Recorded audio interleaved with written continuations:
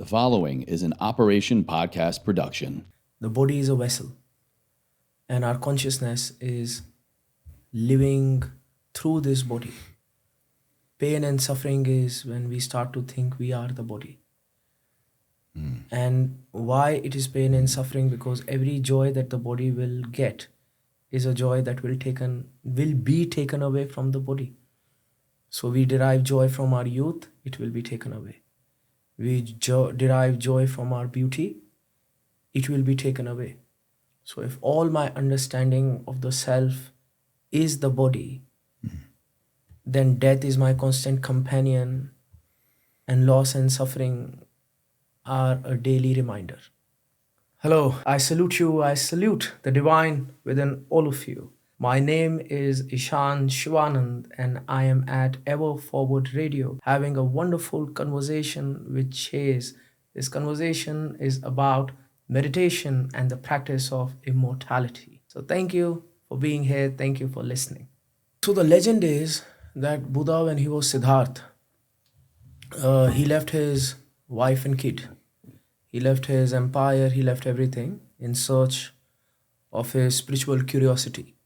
And then he found enlightenment. And when he was a great man with thousands of followers in his Sangha, his wife came one day with a kid and asked, "Why did you leave us? And what you got? Could you have gotten while you were home? Or was leaving everything necessary?" And Buddha just looked at her and said, "No, it wasn't." But at that time, he didn't have that wisdom. And that line stuck with me so much because when I look at myself, I am a person who was raised in a monastery, in an ashram in India. And then I left that and I'm here. And I find no difficulty in my spirituality, whereas I don't know why. When an American goes to India or somewhere there, then it becomes the main theme that, you have to leave everything that's Western, you have to renounce everything that you stand for. You can't drink your good coffee, you can't be a very productive member of society, only then can you be spiritual. Which I don't really relate with, because the lineage that I come from has always been the lineage of warrior monks, kings as monks, householders as monks. And I think that is what the world needs right now. Buddhas, not just under a tree, but Buddhas in the boardroom, Buddhas in politics, Buddhas in podcasts. Why not? Because everybody deserves the wisdom. And nobody has the time now to go to the forest and look for stuff. I wholeheartedly agree that everybody deserves the wisdom. Yes. That, that should be a God-given, an innate human right. We're all here on the same earth. We all are birthed. We go through our life experience, and to be the same quote creature on this planet, you would think we all should have the same opportunity. But to talk about, jumping a little bit ahead here, enlightenment, spirituality, a cool, calm, and collected center kind of perspective and view of the world, for many people, it only happens because of nature and nurture. And for others, like a lot in the Western world here, like most Americans, you're born into the rat race. You're born into the go, go, go. And then we go searching for it. And that is a very common theme that we believe when we're born into this go, go world mentality, we have to abandon it all. We have to leave it all behind, abandon the self, and kind of go the other end of the spectrum here. Do you ever feel like in someone in your shoes, does the opposite hold true? You were born into this spiritual world where, kind of that cool, calm, collected center identity was the norm. Then do you see, like, because of the rise of Western culture, wanting to be more go, go, go, and then also then having to abandon the spiritual self? Does the opposite hold true?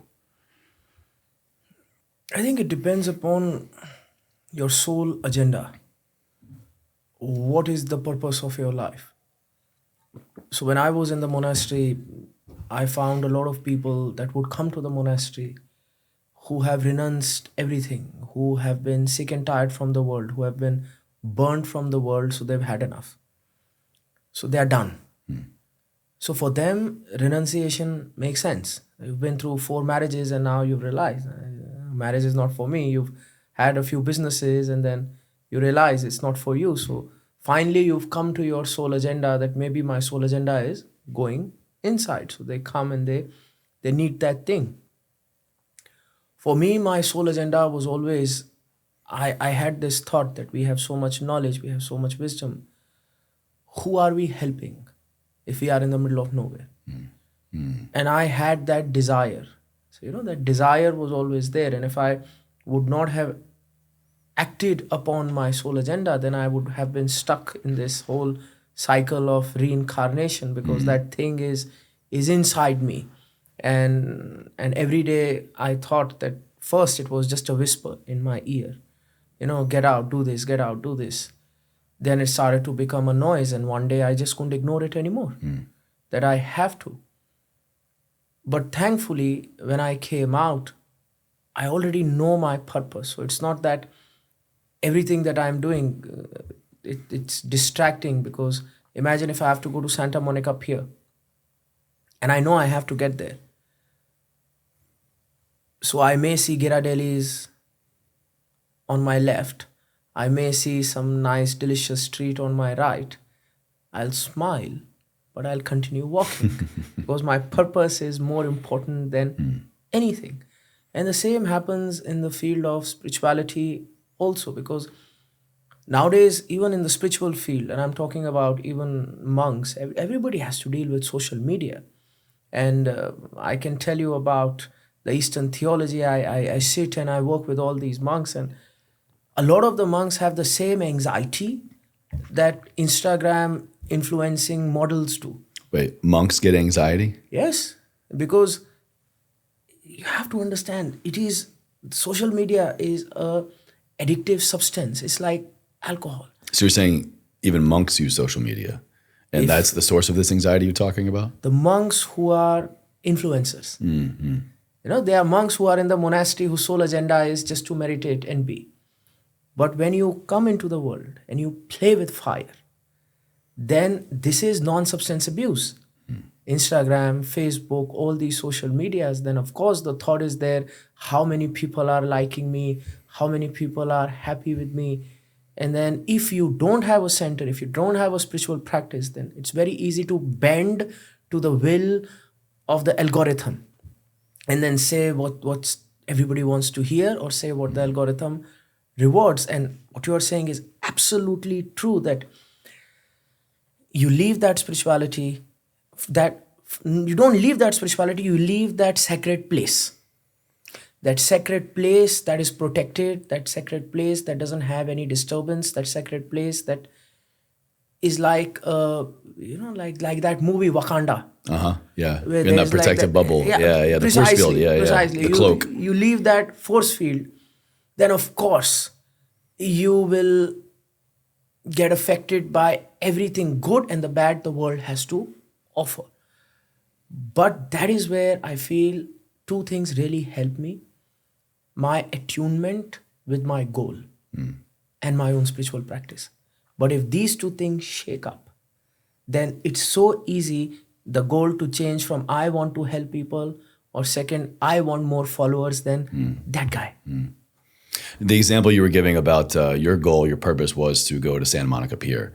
And along the way, you see some shiny objects, some delicious treats, and, I would boil it down to distractions. Yes. But you have clarity in your purpose, and that helps you navigate distractions and arrive at your destination in a timely manner, so to speak. Do you feel like people are more distracted because they don't have purpose, or they might have purpose, but they're more interested in the distractions? They feel like there's more potential in the distractions along the way, and therefore are willing to allow their purpose to be more malleable. I think distractions are always there, but what are the standards you keep for yourself? I always believe in progress, not perfection. So there is a story. We go back to Buddha. There is a story where Buddha is trying to get enlightenment, and he fasts. He does lots and lots of austere practices. He's not eating. He doesn't get up. He really punishes the body, and he just becomes weaker and weaker. He goes to take a bath. He can't even get up. He almost drowns in the water. And he realized that he messed up. He didn't need to go so hard. And how he realizes this is there's a guy who's playing a string instrument behind him. So when he's playing that instrument, first he tightens it too much and the instrument doesn't make the note. Then he loosens it too much. The instrument doesn't make the note. It has to be perfect. Only then. And then Buddha realized, I don't need to push myself so much. It's I need a balance. Now, when we are talking about distractions, either people want to live a life of austerity that, I will only eat kale and quinoa and, do 1,000 burpees every day. Or I will just let go. So if by mistake I have 5 French fries, then, chak de phate means just go for it. Then I can eat 20 double doubles and 1 shake and everything because, I messed up. Yeah. It's this all or nothing mentality. Precisely. Where people try to put themselves in. Yeah. And I think that's where we should have a practice of daily wins, where if we are making progress, and that's what I like to teach people that I'm working with, make a list of your daily wins. What did I do right? What am I grateful for? And is there a progress from yesterday? And if I focus upon my daily wills, if I focus upon my progressions, then I'll be so happy with the things that I achieve that I will not get distracted. But if I'm pushing myself so much, I'm miserable, then my body will look for anything that gives me joy. It's Sigmund Freud's pleasure principle, that an organism will choose to walk in the shade. So if my life is miserable and the only joy I have is the 6-pack I open in the evening, then why not? So find that joy, find that balance, find your wins, teach your mind to understand gratitude, then automatically distractions will go away. But if you push your mind to run away from distractions, 1,000 years of history has taught us distractions always win. It's like, what's the phrase? Don't think about an elephant. What's the first thing you think about? Is an Elephant. Yeah. The more we try to focus on not being distracted, it becomes a distraction. Yes. It becomes a distraction. What a great kickoff. Officially welcome to the show. I'm so glad to have you here. Thank you. I want to dive into some of your more current work. Congratulations on the new book coming out. And It's already bestseller. Amazing. Thank of you. course, without a doubt. And in that book and a lot of your work, you talk about, things we've already been mentioning here, and that's getting into gratitude and, not trying to force a state of being and reflecting on happiness, which in my opinion gets us into a much more present state of being. And in the presence really is infinity. That's the only place we ever actually are. We only currently exist in this moment. And you have this unique twist on immortality. You say, quote, "When I speak of immortality, I am not speaking of some mythical state. I'm speaking of an attitude. I'm speaking of a practice, like we were just mentioning. I'm speaking of a wake-up call. It is not about gaining more time, but about expanding your relationship with the time you have." So I pulled a couple quotes from, I just researched some other, in my opinion, famous or, other well-known yogis or people around this world of time and getting us to expand our consciousness or just rethink the word immortality. I'd love to kind of get your take on it.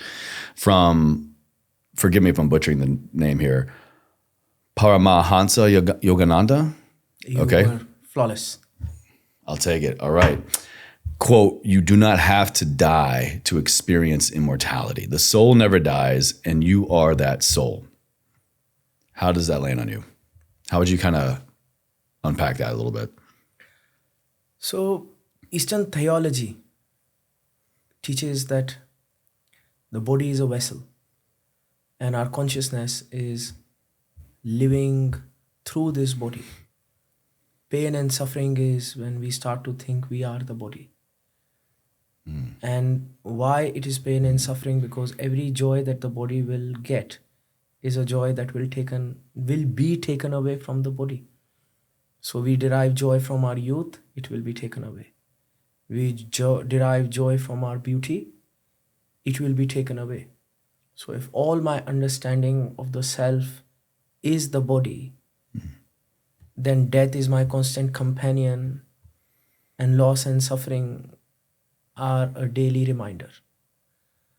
So what the yogis did, what yoga means union.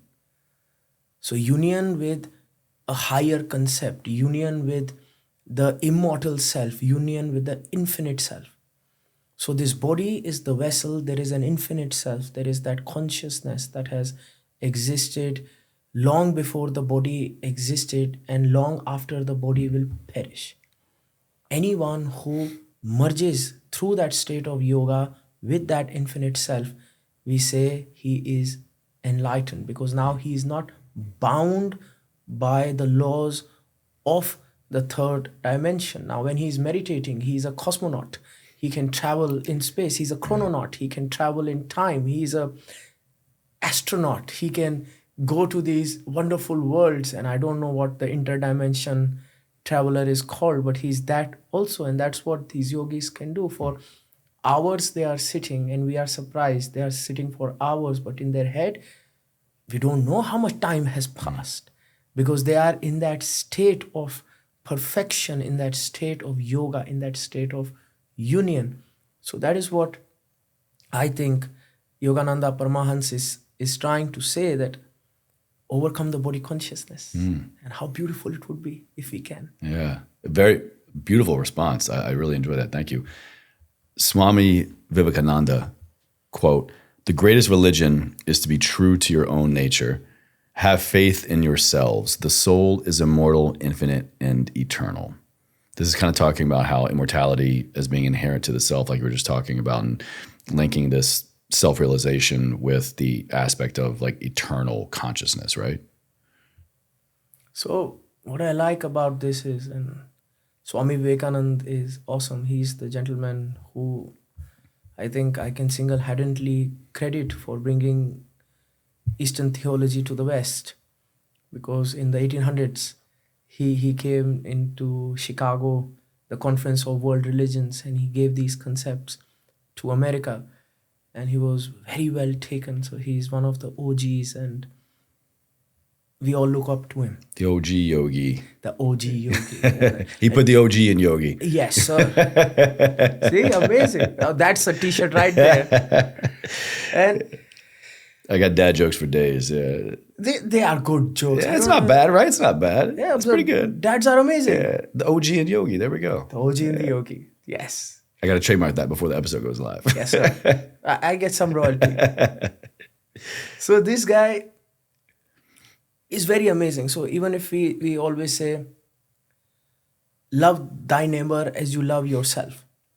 So loving thy neighbor is secondary. The first thing is love yourself.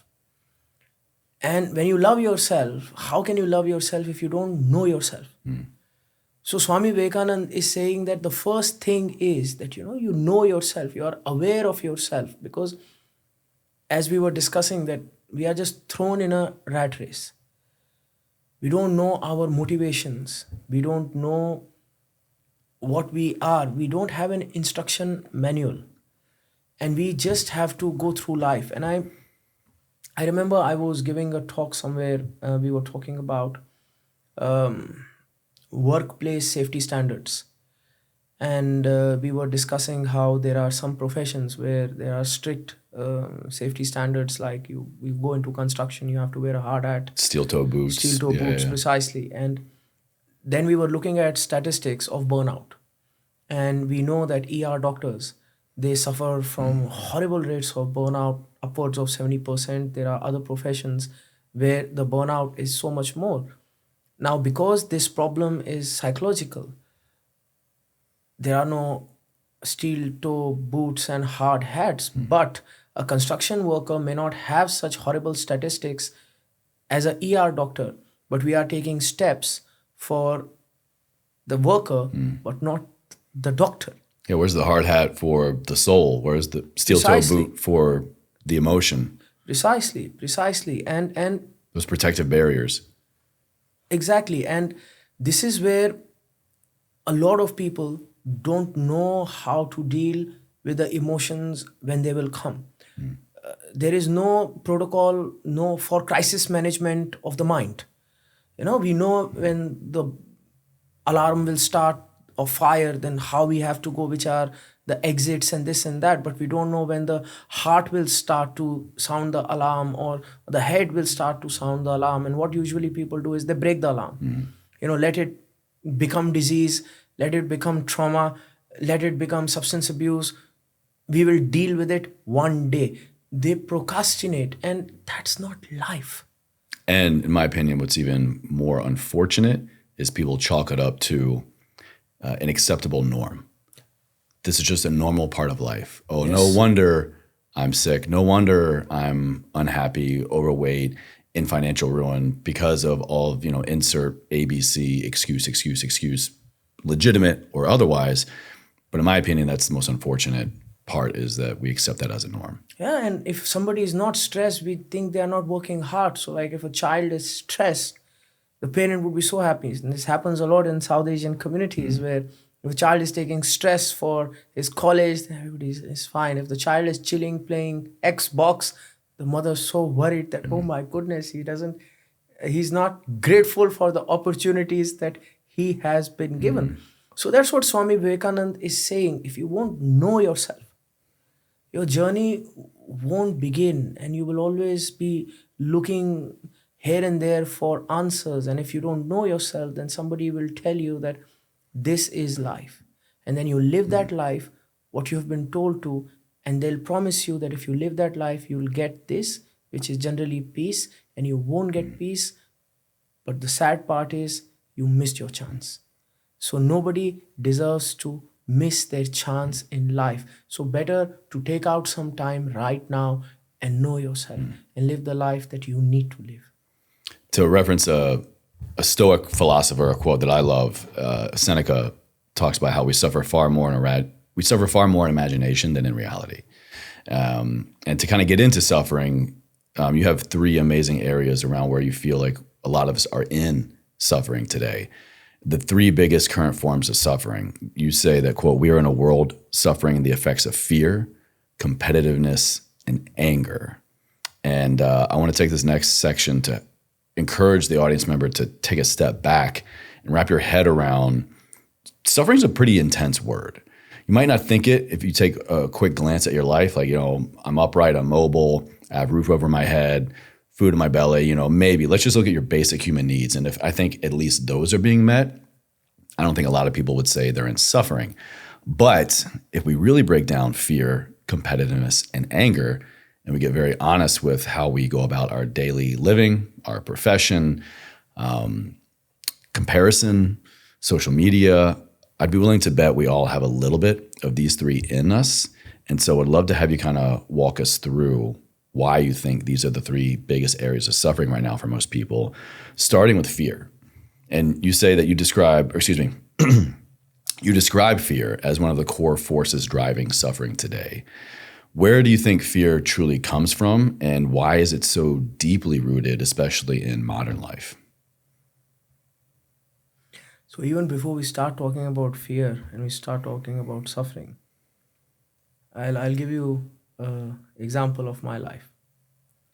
I was with a few of my friends and we were doing archery. It was a very nice, like golf archery range where you keep on walking with your bow and arrow, and there are these 18 targets, and you go to each of the target. Wait, there's archery golf? I've never heard of this. This is, That was I want to fun. do this. This sounds amazing. It is amazing. So like it's a big, like a forest. Yeah. So this is down at the Bay Area near Cupertino, where it's a big mountain, and then you keep on walking in the trail, and then somewhere you'll see a deer or somewhere you'll see a bird, and then you have shoot it. It's fun. So we were doing this, and there was an accident, and a shard of a big piece of wood, it went into my shoulder. But I was winning. I tried to pull the shard out. It was like a matchstick. I tried to pull it out, and it didn't come out. And I said, to hell with it, I'm winning. Let me finish the game, because if I lose, then all the money we've bet and everything that's happening, all that I'm going for myself, I will lose it. So I'll finish. It's just three more shots. I have to keep on going. And maybe it was the adrenaline or something. I didn't feel any pain. Everything was fine. And then finally I shot, I won, I excited, I celebrated, like, yay. And then finally when I went in the car, I asked a gentleman, so he's my boss. So I asked him to drive me to the ER, and he said, why? Then I showed him. He's like, oi. And while he's taking me to the ER, when I relax is when I start to feel pain. And it's miserable, it's burning, and it's so much pain that I think I'll faint. And I don't know how suddenly all that pain, maybe it moved or something happened. What I'm trying to say is that resilience is our best friend, and resilience can be a enemy as well. I see a lot of men who are bound by duty, who are so resilient, and they have shards in their arms, emotional, but they will never show it because they are strong, they are resilient, and they will keep on doing their duty till one day it just starts to burn. And when I went to the ER lady screamed at me so much, because when she removed it, she's like, there's so much unnecessary damage because the thing moved everywhere and everything happened. And I was in pain and I was getting yelled at by the doctor. There is no Did you tell her, but I was winning? I was winning. She didn't understand that. She didn't understand. She said, no, sir, you are losing right now. But I won. But see, that's the thing. And we are so resilient that there'll be fear, there'll be all these negative emotions, but we think that we are fine, and because we are winning for something, that we keep on ignoring till it becomes a huge problem and comes back to bite us in our gluteus maximus. And that's why I think men, resilient men really need meditation, just so that they are aware of what's happening inside. Because there's a reason it's called mental health, because it's the men who have the worst of it, who suffer the brunt of so much of these things. If you look at substance abuse, you look at suicides, you look at depression, it's the men that are suffering in silence, because we are so resilient, we are so duty bound, and many times we don't know the shards that we just keep on taking, and we just get used to it. So I think meditation is extremely important to understand these emotions, to quantify them, and then to see how it affects us. And then coming back to the question, fear. I think fear, again, is a good emotion. If we look at Gavin de Becker's The Gift of Fear, I don't know if I'm butchering the name now, but so many people that I work with, especially in law enforcement, they have always taught me, or first responders or veterans, that how important understanding and controlling the fear is in those situations, because it can guide you, it can become an intuition. But if fear gets perverted, then it becomes phobia, then it becomes crippling. Then rather than it helping us make logical, controlled decisions, it is something that is debilitating. So whenever we are doing meditation, and this I try to teach everyone, we are not trying to get rid of stress, we are not trying to get rid of fear, because even when I come back to stress, a lot of the time people think in therapy, or if you take pharmaceutical aid, we just switch off the part of the brain that creates stress, but we are not understanding that yes, stress creates unnecessary trouble, but stress is so powerful and beautiful as well. When I went on a first date with my wife, physiologically, I was in a state of stress. when I eat spicy food. I am in a state of stress in the morning, afterwards also.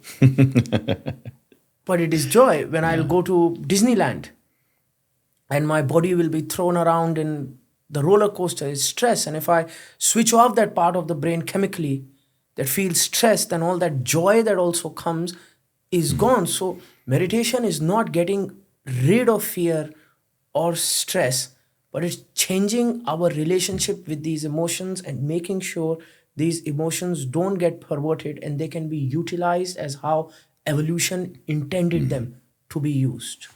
I think people more so have a fear of fear, whether that's just because they don't like the look or feel of it for present reasons, or maybe it's like a past trigger response kind of thing. But I do really agree with your statement that really fear should be a tool, a situational dependent tool.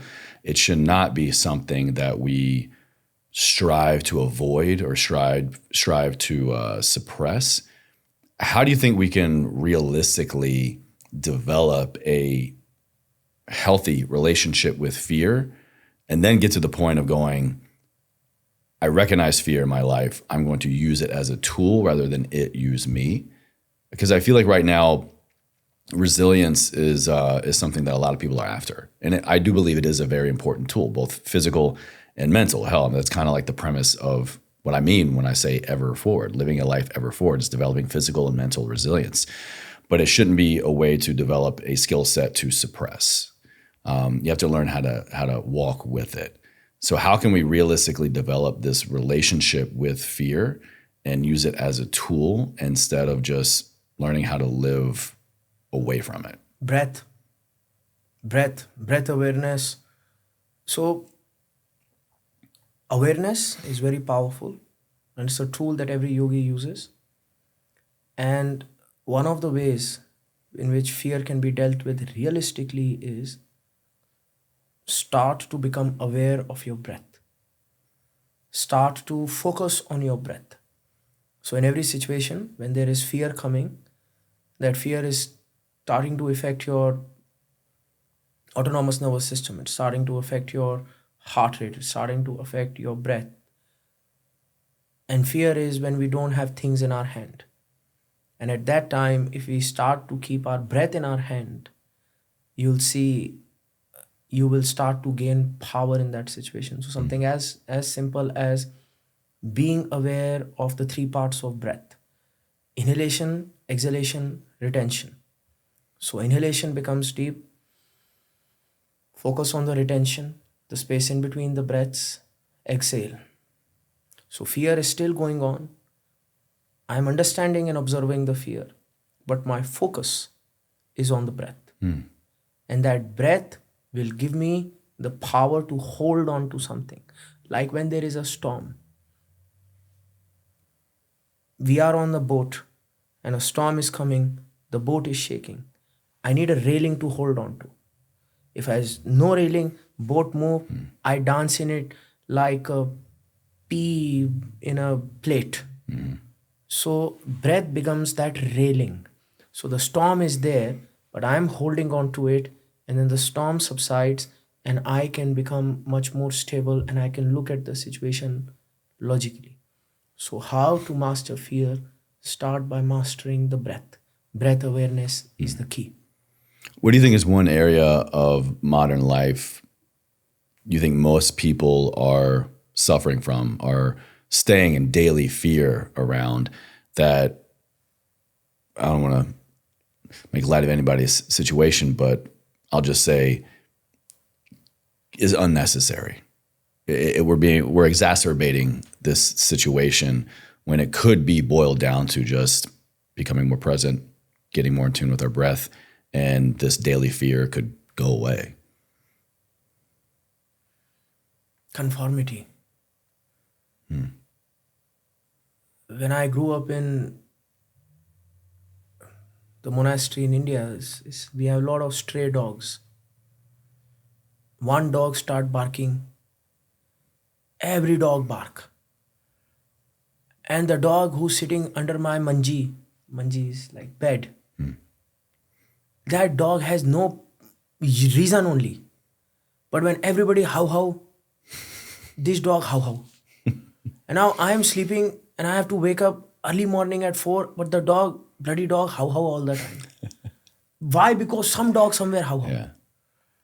Now, because of social media, and we go back to your favorite philosopher Seneca, a lot of our suffering is imagination. And there is so much how that comes to us from social media. And it's something primitive inside us that whenever there is fear or anger, then the algorithm rewards that because that is the post that gets the most click. But that we are not realizing this unnecessary how that we don't even know what's happening. We don't even understand why it's happening. But because we see 20 people how, then that rage, outrage just comes out from inside us. Are you saying you feel a lot of people are afraid these days and they don't even really know why? It's just because everyone Everybody else is? else. Precisely. And if we can just for some time be in the present moment, have an understanding that even your cell phones is nothing but a tool. I remember I met an Aboriginal once in Australia. He was an old monk playing his didgeridoo, and this was somewhere in Uluru, in the center of Australia. And we just started to have a conversation because I really found him. He looked so mystical, so powerful, and he's speaking to me in broken English, or maybe it was his accent. I don't know, or maybe it was my accent. But we were somehow being able to communicate with each other, and we struck a conversation on philosophy. And he's telling me that, son, see, man has a need. And because of need, there is an invention. So he shows me a tree, and he says that if the tree is in the path, then you have a need, invention. So you invent an axe and you cut the tree. Now, there is no need, but you still have invention. So you cut next with the same axe. So need and necessity creates invention. But if we don't put use to that invention, then that invention start controlling us. We lose sight of utility. Precisely. And nowadays, a lot of the time I see people being controlled by their gadgets and creating unnecessary fear, stress, body dysmorphia, anxiety. They don't need to do that. I really suggest that if people can start to practice, like there is intermittent fasting, intermittent digital detox, at least 8 hours a day. Don't pick up your phone until and unless you need to use it as a phone. And it doesn't count if you're asleep. Sleep at 8 hours at night doesn't count as the fast. Precisely. Yeah, yes. People are always looking for loopholes. But in during daytime, if you can have a few hours of that intermittent fasting of digital detox, you'll find yourself so much more happier. And then if you can find a ways to program yourself of why you need your phone and what would be the purpose, then I think the unnecessary stresses and anxiety will go away because all the unnecessary hows will not reach us. This kind of brings us right into the second area, competitiveness. As you're talking about this aspect of conformity, I think for most people, the opposite of conformity is competitiveness. Instead of falling in line or being afraid because everyone else is afraid or doing the same thing that everyone else is doing, I'm going to outwork them. I'm going to show them. I'm going to prove them right, prove them wrong. We get into this aspect of competitiveness. And you actually talk about how the harm caused by excessive competitiveness. How do we recognize when our drive for success then becomes self-destructive? How can we get out of this subconscious fear of competitiveness, maybe because of we're just trying not to fall into conformity? So the yogi says there are 7 chakras from the top of the head to the base of the spine. When energy is moving from the top to the bottom, it can lead to creation, manifestation. And when energy is moving from the bottom to up, it will lead to dematerialization. And both are needed in life. You need to create, you need to dematerialize. So you work hard, you achieve, and you renounce. That is the complete cycle. That is creation, and that is dematerialization. Creation and destruction? Destruction is a Is that too harsh of a word? harsh of a word. Dematerialization is fancy schmancy. Okay. So I don't want it to sound harsh, but it is the truth that things come, and in the words of Princess Elsa from Frozen, we have to learn to let it go. The practice of detachment. Eventually. So achievement and then renunciation. If you don't have anything, what are you detaching with? So it's like you have to have something. And what happens is, the yogi says, we have all these drives. We even have a drive for competitiveness. There is a healthy competitiveness. For example, I used to love doing Muay Thai long ago, and that made me competitive. But that is a very healthy competitiveness, but it is in the ring. If the competitiveness go out of the ring, that I will, stab my opponent's car tires with a knife, then it is an unhealthy competitiveness. But during it being in the ring, it is nice, it is strong. So the flow of energy has to happen. But what happens in life is, if we have unresolved emotions, we have unresolved traumas, then that start to get stuck inside our flow of energy and become blockages. And wherever we hold those blockages is where our personality gets stuck. So if your personality gets stuck, let us say in the Swadhisthana means taste, then pleasure, then we are just going after pleasure of body, pleasure of mouth, pleasure of ear, even if that pleasure is killing us, even if we are eating ourselves to death, even if we are just running after relationship after relationship, but feeling hollow and guilty each time. But because the energy is stuck there, we will just go towards pleasure. Or if it is in the Manipur, the navel, the energy gets stuck, then the yogi says a person will just run after power. Power that becomes senseless, power that hurts other people, power that is competitiveness at all costs, then that is unhealthy. So we have to work on dissolving those blockages, so there is a balance, there is a flow of energy. So it all comes back to knowing thyself, and then working on thyself, and then evolution of thyself. Because again, I will not say competitiveness is bad. It has a purpose, it has a need. Boys in school need to be taught a little bit to be competitive, to push themselves, to be a better version of themselves, because then slowly it will go down. You have to understand how much of a desire you need. If you are a Buddha, you are sitting under a tree and you are trying to look for something that nobody has ever seen. If my desire is I want a Ferrari, it's easy, it's quantifiable, that I have to go out there, I have to earn this much amount of money, and then I don't know if you want to lease a Ferrari or whatnot, the goal is right there. But if you want to be a Buddha and your goal is enlightenment, then there is no balance sheet that these many days you meditate and you get enlightenment.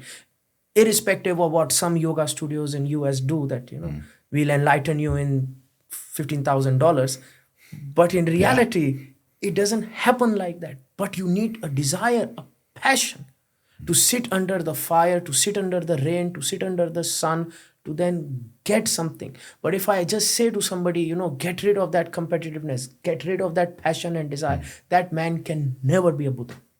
That man can never do a spiritual practice, because spiritual practice is hard. Spiritual practice is doing the same thing over and over again and maybe not even getting a result. And then one day, boom, you get a lot of results. So passion is very important. But good passion, healthy passion that come from flow. So I feel when I see people who are just running in their profession and being the top lawyer in their firm. And I think to myself, if just few days that person can spend on meditation, then that man has more chance of being a Buddha than just somebody who goes to a yoga class once a week. Yeah, it has to be something that someone wants to do and can come back to in some kind of regular manner, right? For any realistic change, it all comes down to adherence. And you're saying that also applies to the spiritual aspect, right? So then what about anger? I think there might be a lot of people out there angry with themselves right now, angry at the world. Somebody did them dirty. They got passed over for promotion. They're struggling to see progress in the kitchen or in the gym, and they're just angry that they're not getting the results that they want fast enough. What do you think is the spiritual root of anger? And why do you believe so many people carry unprocessed rage or resentment around with them today? Anger is all consuming. And anger is hard. Anger is injustice. When things that should not have happened have happened. Anger comes from hurt. And there's a lot of pain, there's a lot of trauma, when there was a lot of trust. The more the innocence and the more the trust, and when it is broken, then it has the power to be that anger. And it's amazing in life how the more we love someone, we try to protect them, we try to create a bubble around them. I'm telling my son that during Christmas Santa is coming, and I know it's a lie. But I'm telling the son, knowing that one day he will get to know, and he will be resentful towards me that why did I lie? I'm telling my daughter there's a truth fairy. And all these lies we tell to our kids just to give them that joy, to preserve that innocence. And one day there's going to be cognitive dissonance, the bubble is going to be burst, and suddenly the realities of life will be pushed on me, and that's when I'll get bitter. That's when the anger will reveal itself. So the yogi says that at that time of crisis, what do? Do you let that anger consume you, or do you utilize that anger for something better? Because more anger, then that anger can become sorrow also. And it's the whole cycle that comes. You are very angry, and anger can become sorrow. So the yogi calls it another form of yoga. So they say there is a hot yoga, cold yoga in the West, all these funny yogas. So in the East, there is this thing called Vishad yoga. And Vishad means yoga that comes from deep hurt. Deep hurt, that suddenly there's cognitive dissonance. We go back to the story of Buddha. Buddha, when he was born, it was said that he will either be a great monk or a great king. So his father never wanted him to be a monk. So he put him inside the house and he gave him all the luxuries that a boy could desire. He never let him learn many things. He was just closed in a palace, a golden cage. So he didn't know anything. And then finally he got married, he got a kid. And then one day he asked his father, I want to go out and I want to see the palace, see the world beyond the palace. So the father said, okay, go.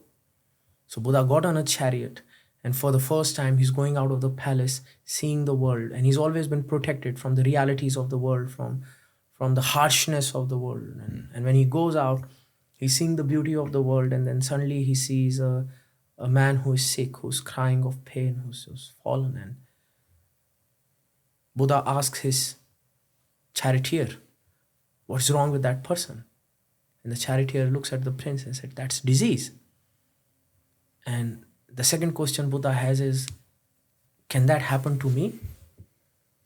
Wow. And the charioteer says, yes, it will happen to you. It's very normal. It's common. It happens. And then this is the result. Wow. And then Buddha said, didn't know that disease exists and this and that. And then Buddha sees an old man. And he has this question, what is this? I've never seen that before. I've never seen a man bent with age. Is this also disease? Why does he have white hair? What is wrong with that person? And the charioteer says, bro, that's old age. This is not a disease. It happens to everyone. And Buddha is in a state of shock. Yeah. What? Old age meaning? And then he asks, will my wife also be like that? Will my kid also be like that? Will I be like that? And the charioteer must really be thinking, the prince has lost his marbles. And he says, yes, it will happen to you. But the best scene that happens is then there is a procession that's going in which there's a man who's dead. And they're taking the dead body. And Buddha says, why is that man not moving? Why are his children crying? What's wrong with that man? And then Buddha gets to know of death. And he was Siddhartha. And then suddenly when he gets to know all these truths about life, he gets utterly, truly, really depressed that what is the point of life? He gets angry that what is the point that if everything will be taken away, if all life, doesn't matter if I am a prince, doesn't matter if he's a charioteer, doesn't matter if he's a dog, doesn't matter if he's a cat, if we can't get away from old age, death, and we can't get away from disease, then what is the point of my achievement? What is the meaning of life? And all these questions he had. And at that time, generally when a person gets so angry and depressed, then, there are two paths that he can go on. One is the path of partying. Just drink and enjoy. Screw and it. What's the point? Might as well enjoy the ride. Yeah. Precisely. And then the other path is Vishad Yoga. Never let a good crisis go to waste. This crisis is a gift that nature has given you. You were in a state of dream. Now is the opportunity to wake up. Nature has gifted you this pain to wake you up. So Buddha used this state of Vishad, this anger, this resentment, this pain, and he went and he got enlightened. So when somebody is suffering that Vishad, yogis celebrate, they start to dance, they start to be happy for that person because that person can finally wake up. Otherwise, a person is so busy in their comfort, so happy in their mattresses. A person who has not achieved anything still has that thought that one day when I'll be in that mansion, I'll be happy. But a person who's gone through everything, gone through the mansions, gone through this, and then finally realize in life that, it's just pain and anger, then that is the person the yogi says, use your Vishad. If that pain has come in your life, use it to wake up. So when I see an angry person, I see a person in pain, I see an opportunity. What a beautiful story. I didn't know that at length, that story of Buddha's origin story, really. And it kind of just makes me think about the bubble. We all inevitably burst in life.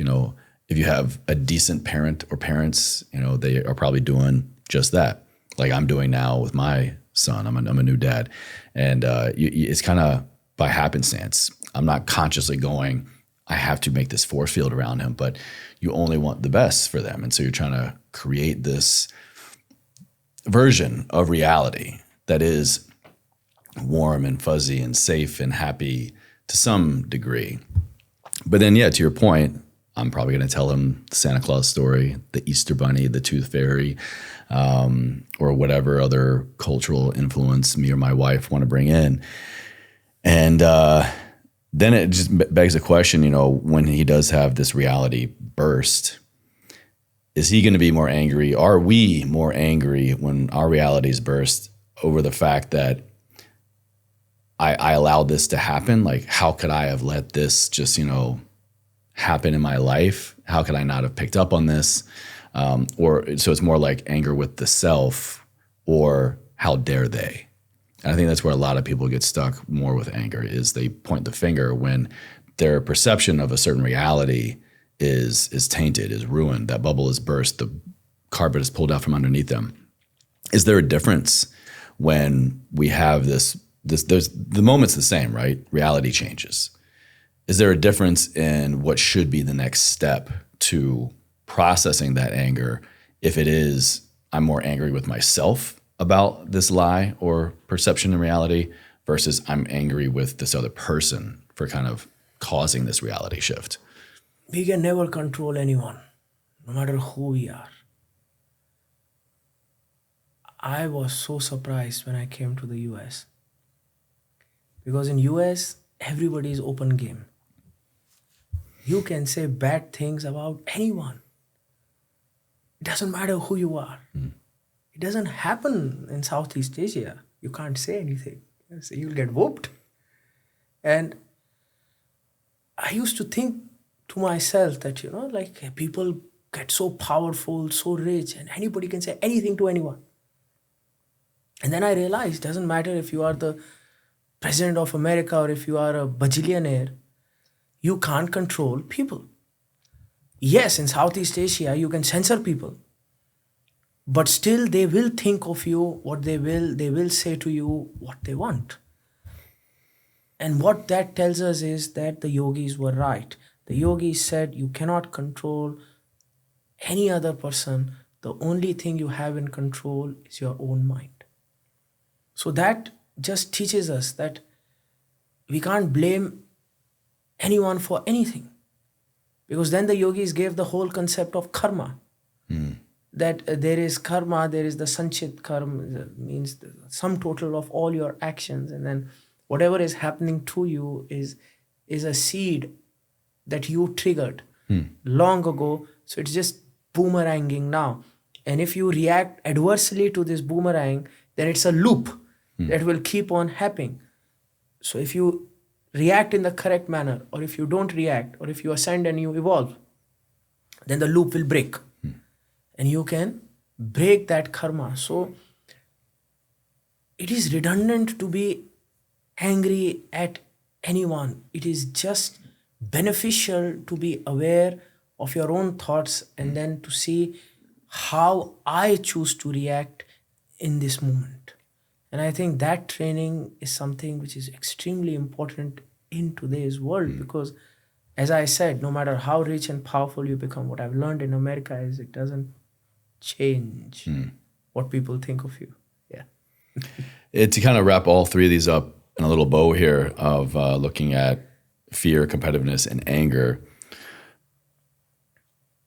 you talk about how these three are actually symptoms of a much deeper disconnection.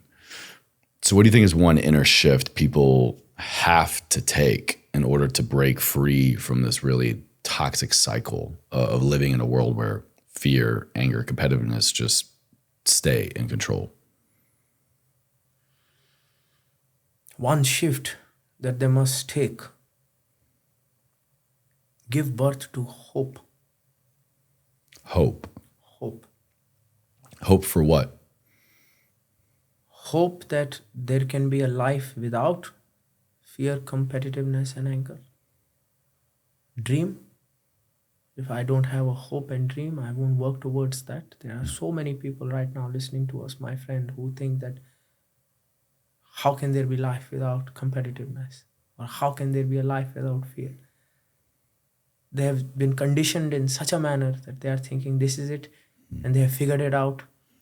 And then, coming back to your philosopher, cynicism comes from cynics to life. And the first thing that a yogi is a poet. A yogi is a dreamer. A yogi paints a picture of what you can be if you walk a different path. And then if he is able to convince you, then what you have is that hope. And that hope then becomes a whisper, till the whisper becomes a nagging voice that now I must live this way and I must try another way in which there can be joy, happiness, peace.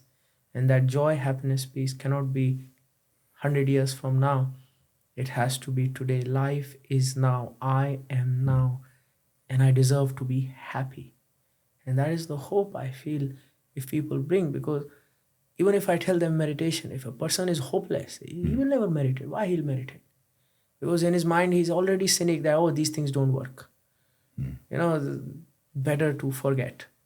But if he has hope in himself, then he'll have little hope in me, little hope in you, little hope in this podcast, that maybe this podcast is what will be the straw that broke the camel's back and change my life and make me walk towards a road to happiness.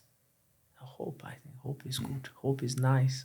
Give yourself hope. Give yourself hope. You deserve it. I have to, part of my role here in interviewing so many people like yourself is I'm constantly trying to put myself in the shoes of my audience, or even just, my own personal past life experiences. And I have to imagine someone might be listening to you, looking at your work and going, this guy came out of the gate, was born into this way of life. And by nature or nurture, circumstance, or some kind of combination of, he has decided, or feels like it is his purpose to always be about it, to be on the path towards purpose, and to have spirituality be such a core component of his daily living. That might not be the case for this person watching right now, but they can recognize the value in it. Just like a lot of the other topics on the show of nutrition, healthy habits, physical activity, relationships, finances. You might not go all in on every area, but finding what works for you in each of these components is a very happy, cohesive life. You kind of find your rhythm. So for someone that is not trying to become the guru or go to an ashram, or maybe not at your level of writing the book about it, but feels like there is inherent value in adopting practices or just staying curious to the idea of introducing more opportunity for inner peace, meditation, breath, mindfulness. How would you encourage them to do that? To just make, at the core of what we're talking about here, mindfulness and the spiritual self more, to have a seat more at the table. How would you kind of encourage them to do that? And what are maybe a couple practices they could do semi-regularly to build that foundation, to build that new habit, to make it their, another part of their lifestyle? A few things. Number one, humanity never discovers anything, it just rediscovers. During the Greek golden period, we had so much science and mathematics, and then the dark ages came and we lost. And then finally, when we were ready, Enlightenment age, so many things were rediscovered. So much mathematics was rediscovered. In the same way, yoga is a science. And humanity, when it was beautiful, long time ago, civilizations were very advanced and they did things that even till today we can't explain. You go to India, you'll find such magnificent structures, temples, that even today with our engineering we can't make. So, long ago, humanity was very capable and they had these sciences of the human mind, which we lost. And today the time is to bring back these sciences, re-implement them. I never say that what I'm teaching you is coming from my brain. I'm standing at the shoulders of giants. And what I've learned is from an unbroken, ancient, powerful lineage. And in today's world, the crisis is the mental health crisis. Because I'm also the mental health researcher. I do a lot of work in the field of mental health. I study anxiety, I study depression, I study a lot of predicaments that young people are facing right now. And my goal is to try to find out ways that are non-pharmaceutical in nature, that are lifestyle based, that can be bought into a person's life, because these are the ways that are low cost, to no cost. And these are the ways that are scalable. A lot of the people in America will not have access to pharmaceutical, will not have access to therapy, will not have access to all the frills. What about their mental health? What about mental health of the veteran who comes back from deployment? What about the mental health of the police officer who has to go through severe anxiety every single day? What about the mental health of the kid who goes to school in uh, a place where there are not a lot of resources? And that is the time that these modalities can become really, really useful and powerful. Because when we did research on these modalities, and this is one of the biggest researches that has happened in terms of participants, and anybody can look at the research that I've published under Yoga of Immortals research. You just Google and you'll find all the papers that have been published in top psychiatric journals. We have found that there is a huge deviation that happens if a person brings these practices in their life. It is not even a matter of belief. These things work. You working upon yourself, you bringing meditation-based tools, breath-based tools, visualization-based tools, yoga-based tools in your life will affect your mental health in a very positive manner. So it becomes a matter of why not? Why not you bring these things that are evidence-backed, that are backed by history, that are backed by people who are benefiting from it, and bring it in your life and educate yourself and your kids and your family, because these are good habits. These are good habits like good nutrition. These are good habits that we must adapt to. Just like when I came to the West, I took your coffee. I like it. And if I can take your coffee to wake up in the morning, why can't you take my yoga to be happy in the middle of the day? Touche, yeah. Yeah.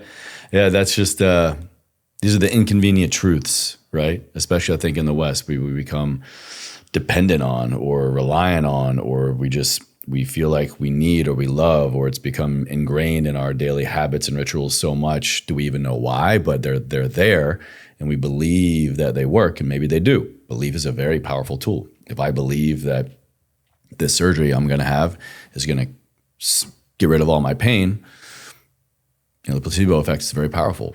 There was a interesting, in terms of ethics, study, if you want to call it, years ago in Texas. This doctor did just that. He took, I think, half of these patients who needed knee replacement surgery, and he put them under anesthesia, gave them a little cut, and they believed that they went through a knee replacement surgery.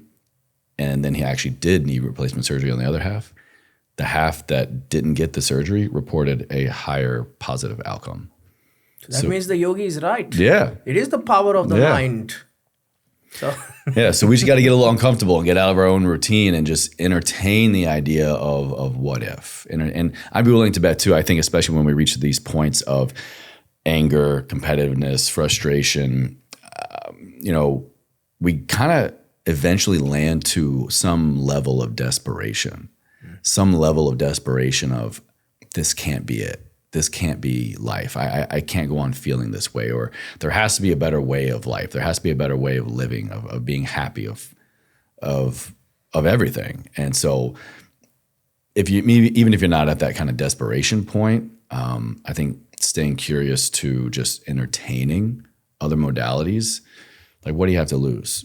No, and also this is clean joy. Right, yeah. And clean joy as in, if I want to get... There's no side effects. if I want to get drunk right now, I'll have to deal with hangover.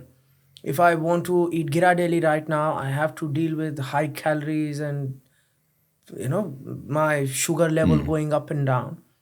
Meditation and yoga is a clean joy. It is just joy with precisely no side effects. You'll be happy, you'll feel better, and I think everybody deserves to feel this joy once, joy without having anything, just sitting in a corner, going inside, focusing on your breath, closing your eyes, and, without the weed, without the alcohol, without anything. Our brain is so powerful, and it can give us so many revelations. And I feel that this beauty needs to be a bit more democratic, because like even in the Southeast Asia, people believe that this joy is called Satchit Anand. Satchit Anand means Anand is like joy, the great joy, and Satchit means from realization of the real self. When you go in, it's the joy that comes from realization of the pure self. That joy, it's only for the monks. And long ago, I learned that from my father. He's the one who started teaching to random people, because these practices were not accessible to a lot of people. And even right now, if you go to Southeast Asia, everybody has their do's and don'ts. Some will only teach men, some will only teach a certain group of people. And my father, he democratized it. He's like, doesn't matter who you are, doesn't matter who you come from, doesn't matter which country. Great, good for him. We need more men like him. Yeah, and I was very much influenced by him, because I saw what he was doing and what he was able to achieve. And then I realized that Satchitanand can be for everyone. And you don't need to make such profound sacrifices to get that Satchitanand. You don't need to shave your head. You don't need to wear a certain type of clothes. You don't need to get away from everything. You can sit on Santa Monica Beach right now, in front of that ocean, do those practices, and feel the same joy and bliss that a yogi in the Himalayas is meditating. And I think that is beautiful. You don't have to give it all up to have it all. That is a short idea. Yeah. That's such an important takeaway. I think if we could just wrap our head around the idea of that, entertain the idea of that, get curious about that, because I do think, I always go back to a lot of health and fitness analogies on the show, because that's, my background in the core of what the show is like a lot of physical practices. But I remember being in clinic and thinking, having a lot of patients go, I don't want to give this up. I don't want to give up my wine, or like ice cream on birthdays, or there's this belief somehow, some way we've wrapped our head around this belief that in order to have the life that we want means we have to surrender the life that we have. It takes some fine tuning, and there's a value exchange here and a rearrangement of variables. But I think I always had the most success with clients, and I can personally tell you of years of manipulating my own variables. It's not about having to give everything up to seemingly get what I've always wanted. It's like we already have that. It's just what are we allowing in place of it? And the exact same is true here for the spiritual self. We don't need to go practice yoga 10 hours a day on a mountaintop to obtain enlightenment, but we do need to adopt some practices that are going to allow this aspect of living, way of living into our life. If we just keep it blocked, then how are we ever going to have any semblance of it, right? Yes, sir. Yeah. Well, I think it's a great way to kind of get into my last question with you, all around how can we package all of this up and utilize it, give it utility to move us forward in life. Those two words, ever forward, what do they mean to you, and how would you kind of translate the mantra, the theme here of the show, to live a life ever forward through kind of this spiritual lens, maybe? Learn the lesson. For me, ever forward is learn the lesson. Learn the lesson, adapt, evolve. If we don't learn the lesson, if we blame, we suffer, then we are doomed to repeat the same loop. So learn the lesson. Yoga helps us learn those lessons. It brings that stability in our mind, that balance, that awareness, that consciousness, that resilience, so we can learn the lesson on the go and adapt and evolve, achieve and renounce. And we keep on going till we reach that point on top of the hill where there's nowhere to go, and then we just sit and we are giving back to society in the best way forward. And I think that is what for me is learn the lesson. That's why I don't think yoga is final. It is way to the final. It's a tool. It's a practice, right? It's a practice, and meditation is a practice. So we are using it to sharpen the sword. And why are we sharpening the sword?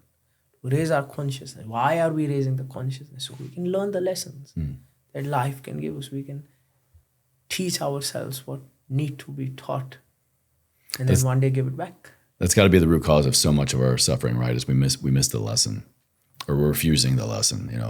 We don't want to take ownership of that because we probably had some kind of play in it.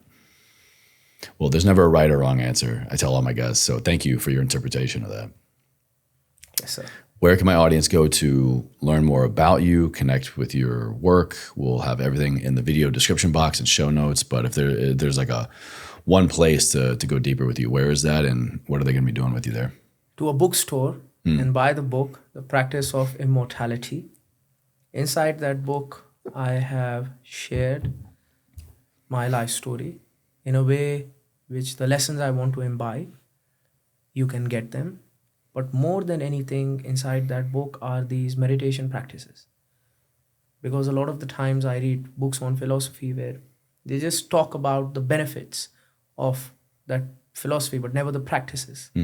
So what I did was all the evidence-backed research that I have done, I took those practices and I wrote them as samadhi, which means like a meditation practice after each chapter.